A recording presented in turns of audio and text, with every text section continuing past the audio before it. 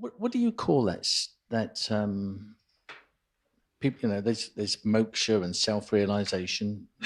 How do you describe the final happiness? Yeah. Well, that'll do. Okay. Because, but just to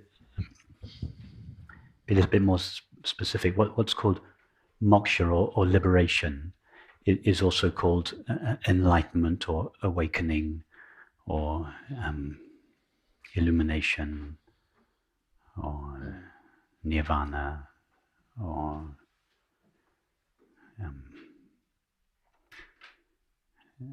all those terms refer to the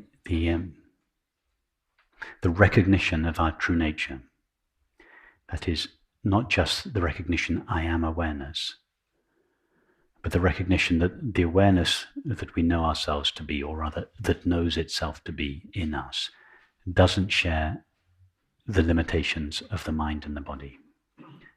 That recognition is what is traditionally called enlightenment or moksha, and it's called moksha because it liberates us from the belief of being a separate, temporary, finite consciousness.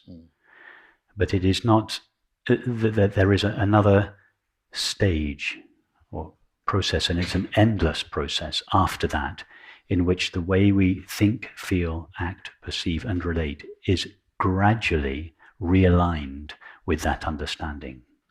So although moksha or enlightenment or awakening, or simply, I refer to it as the recognition of our true nature because it sounds less exotic. Although it puts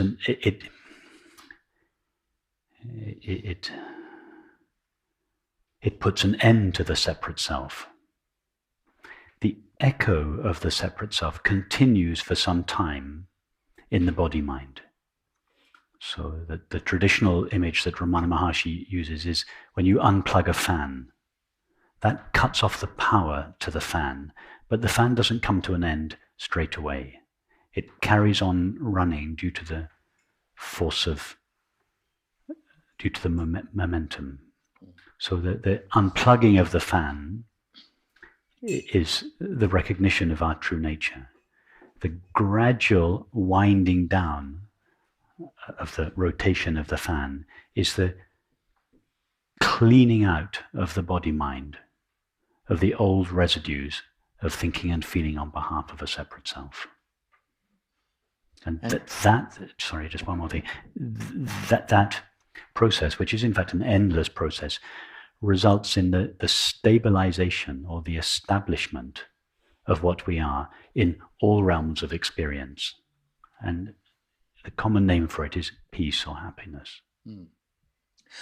I often hear people say, lots of people on this path get glimpses of that, but the real aim is for permanent happiness or permanent realization. Yeah. And I just wonder if this is just an idea, or is there such a thing as being in that state permanently?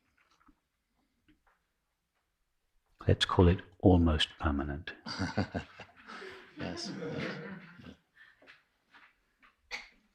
As you said earlier in the week, there was an amazing statement about if something finite is seen, then this becomes finite as well. Yes. And when I had that experience I spoke of, the opposite was true, where everything was seen as this infinite substance that I was, and that became infinite as well. Yes, exactly. But myself prevailed everywhere first, and then the object or something came in as an aspect of that. Yes, that's why the separate inside self and the separate outside world arise together. They are co-created as, in fact, two aspects of the same belief. You can't have an inside self without an outside world, and you can't have an outside world without an inside self. In other words, you can't have mind without matter or matter without mind. That's why Ramana Maharshi said, the I thought is the mother of the world. The separate I thought gives birth. The separate inside self gives birth to the outside world. In fact, it would be more accurate to say they're co-created in the imagination at the same time. Well, okay. I mean, I lived in that sort of heaven on earth for some months, but after it was... That's what's meant by heaven on earth, by the way. You're right. That's the meaning of the phrase, heaven on earth. And earlier in the week you said about you have to learn, it's like being born again. Everything is fresh, and all the old stuff is not there anymore. Yes. It's a whole new world you're living in. Yes. But that's gradually, for some reason, I don't know, it's just sort of worn away over the years, and that's why the question came up. You know, there's glimpses of it, but and of course the awareness that you speak of, the I consciousness, is always there and always the same and always fresh. Yes. So there's no doubt about that. So I just wondered if you had a comment about this permanence, and when you said it's almost permanent, if it isn't, there's more to do. The reason I say it's not permanent, because permanent is so, you know, we have to be open to the possibility that some event might happen, some situation that would trigger an old feeling or response that will just temporarily and briefly seem to take one away. So we're not too... We can never say never. Yes. You know, who knows what's around the corner? Yes. Yes. And permanent is too... There's something kind of rigid, like permanent. Yes. It's sort of in time, whereas that experience is outside of time. Yes. Yes. And we just have to be open to the possibility that, yes, it is lasting happiness that everyone seeks. And such a happiness cannot be dependent on circumstances. So as one gets established in one's true nature, more and more, this happiness becomes stable. Somebody asked Atmananda Krishna Menon, how do you know when you're established in your true nature? And he said, when the thoughts, feelings, sensations, and perceptions can no longer take you away. So I would just slightly modify that and say when 99% of the thoughts, feelings, sensations, and perceptions can no longer take you away. Yes. Because we have to be open. We never want to say, you know, I'm perfect. There's nothing else for me to learn. There's no end. It can go on forever, this outshining of the body-mind.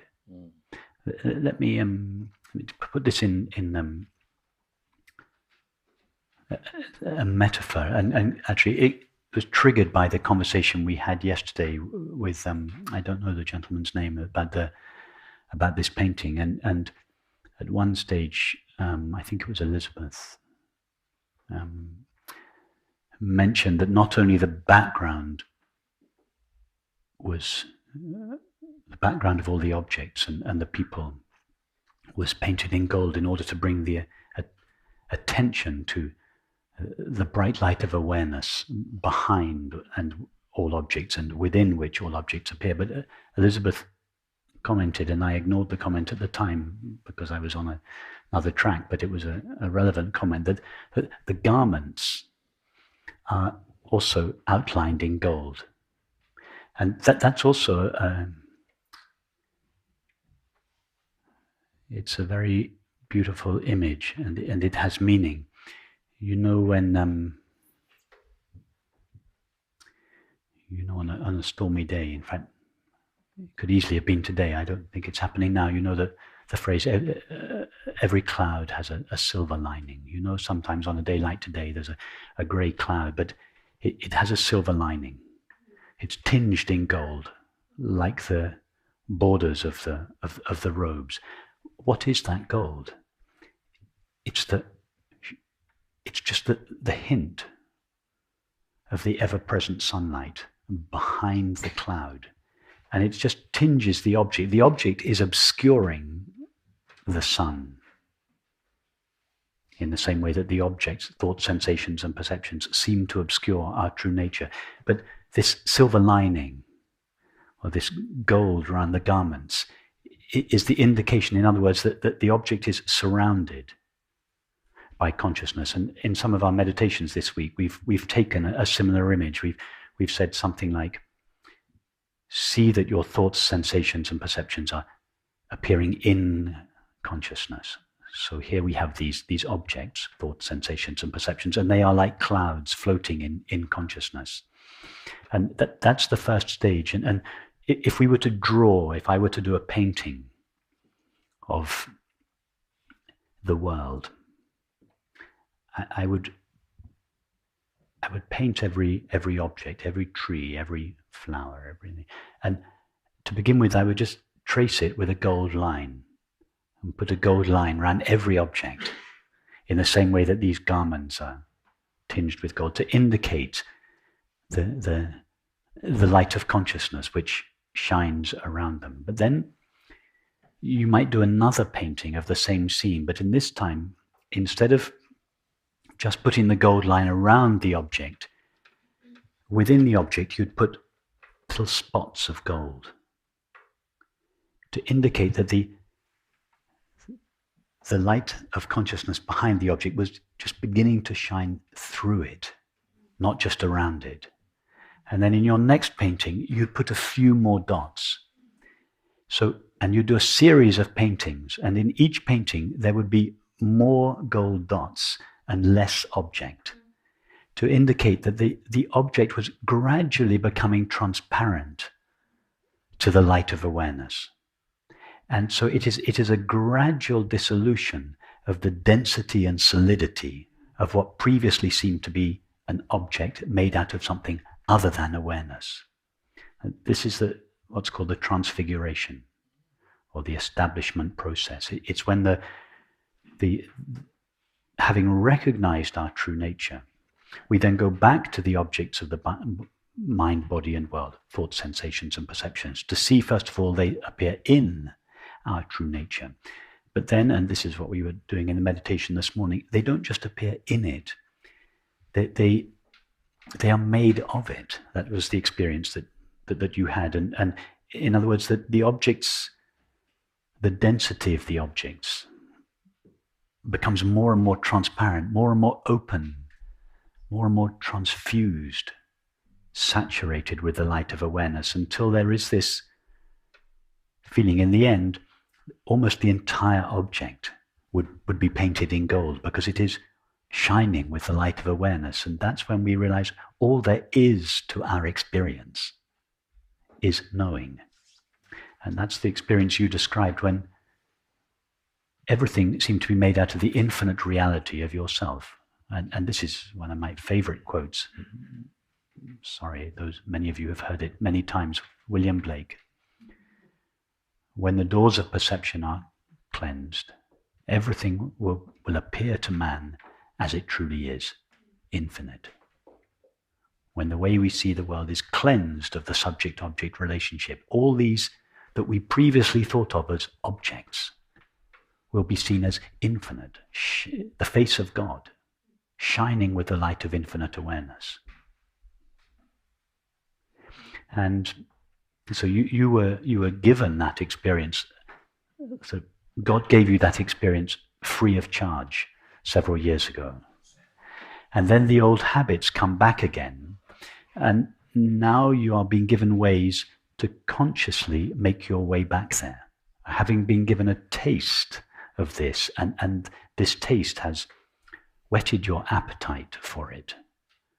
But then God said, okay, now I'm just going to close the doors of perception again, and you have to find me again. And it is that process of finding that experience yourself again that really makes the experience your own, and it stabilizes you in that experiential understanding.